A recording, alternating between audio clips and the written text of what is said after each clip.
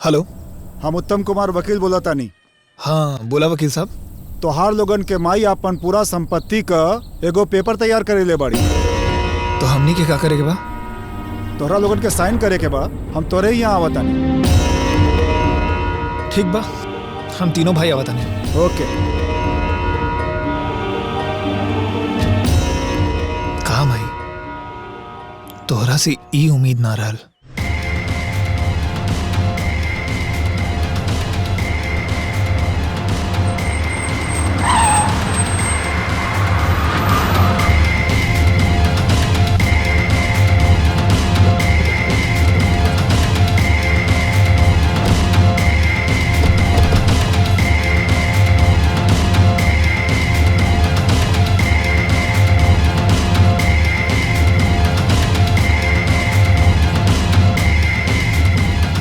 तो बताइए वकील साहब, कहाँ साइन करे के बा?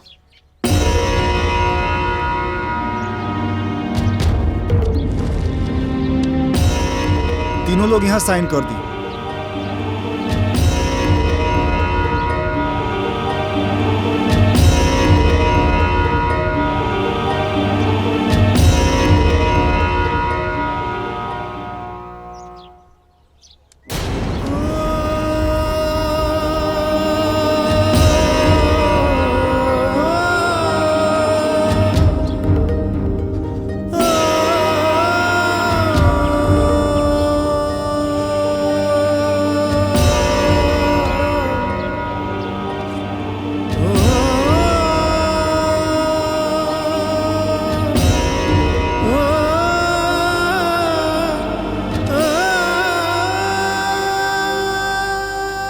कहाँ?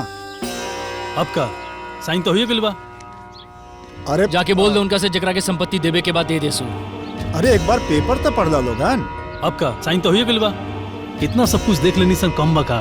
फिर भी एक बार पढ़ ला तू लोग। ये कोनो एनओसी पेपर ना है। तोहार माई अपन सारी संपत्ति तोहरा लोगन के नामे लिख देले बाड़ी।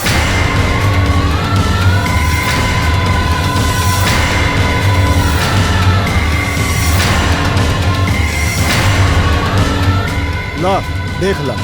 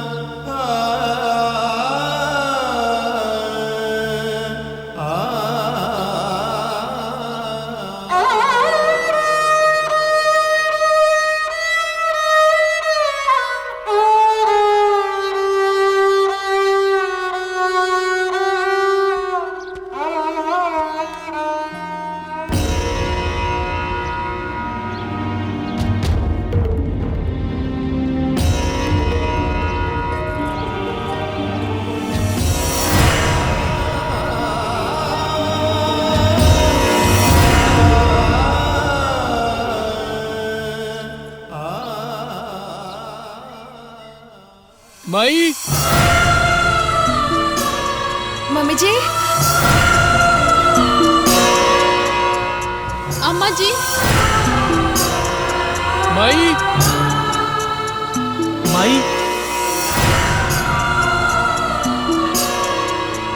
माई, अम्मा जी। कहाँ चल गई माई? ए जी, अम्मा।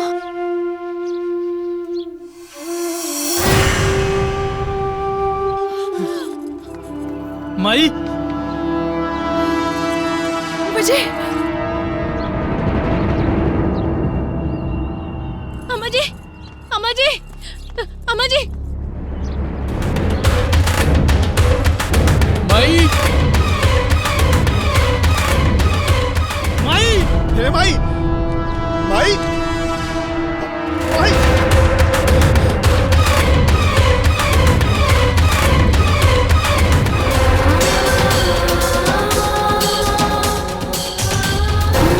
अम्मा जी नहीं की।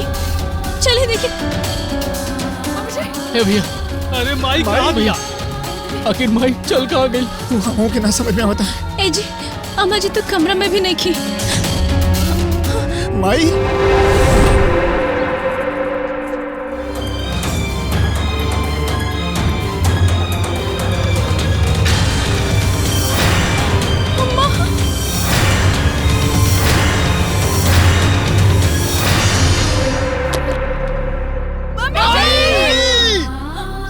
अम्मा जी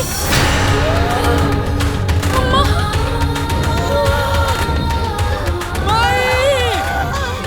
अम्मा जी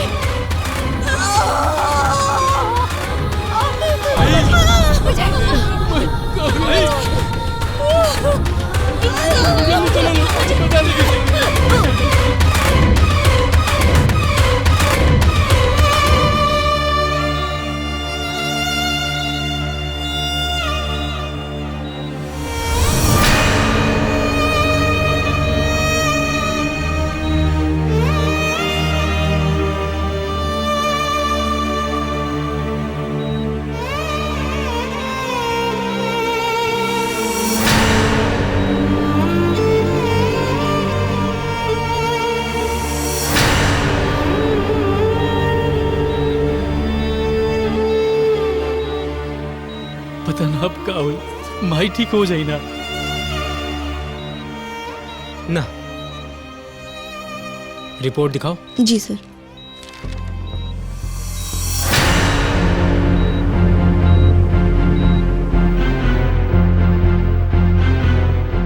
कुछ बोला का डॉक्टर?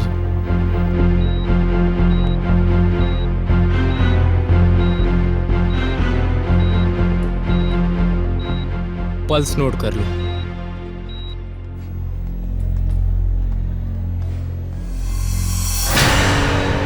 सर पल्स रेट घटता जा रहा है, ऑक्सीजन भी अवेलेबल नहीं है, किसी और हॉस्पिटल में रेफर कीजिए। इतना टाइम नहीं है इनके पास, क्योंकि इनकी बॉडी में पॉइजन पूरी तरीके से फैल चुका है। हम सिर्फ अपना बेस्ट कर सकते हैं और कुछ नहीं। ओके सर। देखिए, आप लोगों की माँ के शरीर में जहर पूरे तरीके से फैल चुका है। अब उनका बचना असंभव है।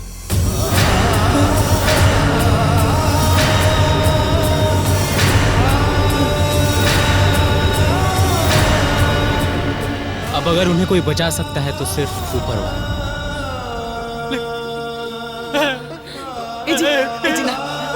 अम्मा जी अम्मा जी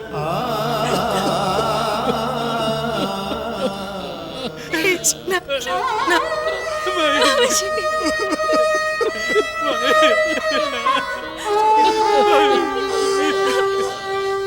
माई के बिना ना रह पाए बाबा।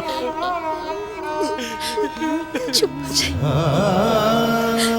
अब हमने के अम्मा जी के सलामती खातिर भगवान से ही प्रार्थना करे के पड़ी।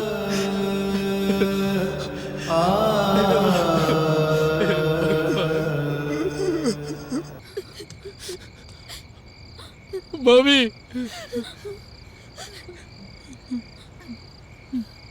माई के होश आ गइल बा। हाँ कहा अम्मा जी के होश आ गए। जल्दी चला लो, अम्मा जी के होश आ जल्दी चला लो। गए। हे माता रानी, हे मैया, चल चली दीदी।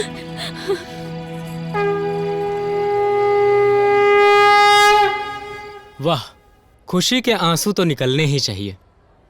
माता जी, आप मेरी दवाओं के दम पर नहीं, इन सब की दुआओं के दम पर जिंदा बची हैं, वरना हमने तो उम्मीद ही छोड़ दी थी।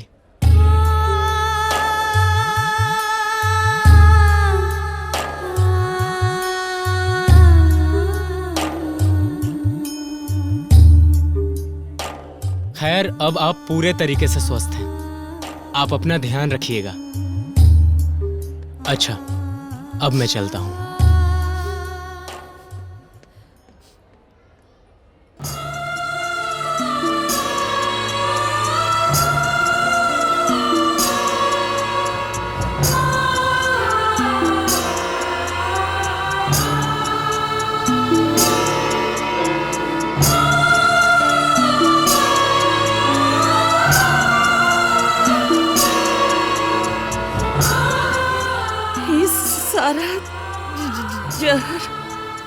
हमरे भीतर का निकल गई।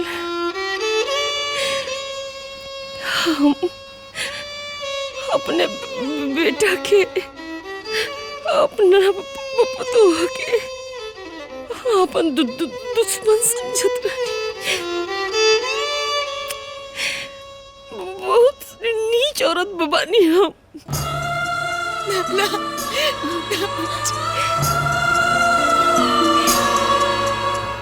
हम अपना घमंड में आके तू लोगन के घर से निकाल देते।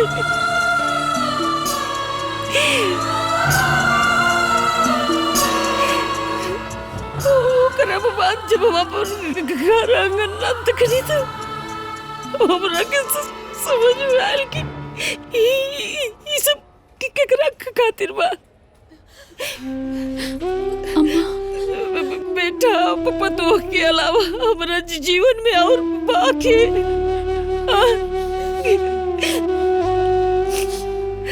तो हमरा के गलती का एहसास बाकी जकरा से साथे हम तो ना गलत ओकरा के अपन कैसे दिखाई थी।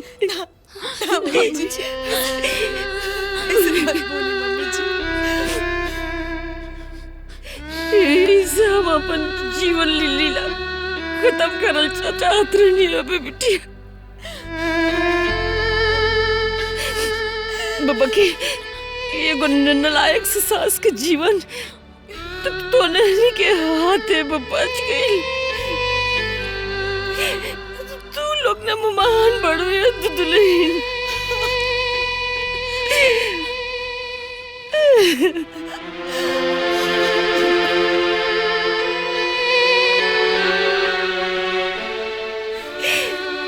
बाकी जहर हमारे भीतर का पूरा जहर निकाल दिले बा। हम तोनी से अपना गलती खातिर माफी मांगत नहीं बिटिया।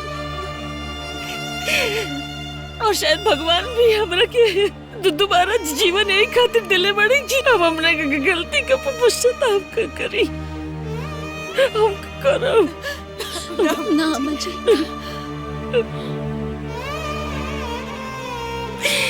हम सास ना बन बोली बाकी माई बन के जरूर तुम लोगन के दिखाई। तुम लोगन के पापा तो ना बना बोले भी बिटिया। बाकी बेटे बना के जरूर दिखाई। माफ कर अम्मा जी। अम्मा जी हाथ मत जोड़।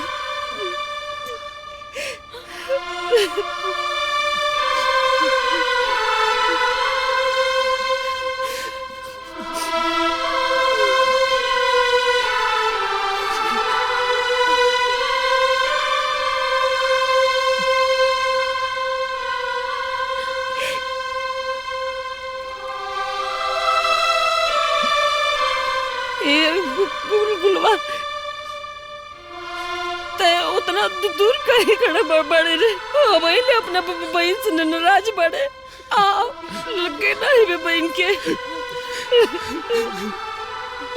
देखो बात कही दीदिया गलती तो हमरो बा। तारा साथे साथे हमू गुनाहगार बानी। हमें आग में घी झोंक देवत रहनी हो। हमरो के माफी मांगी के चाहिए।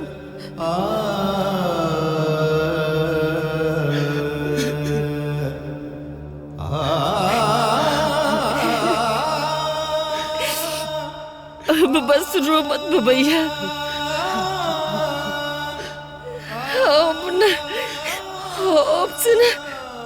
अब हम अपन परिवार देखा तू अपन परिवार देखबे।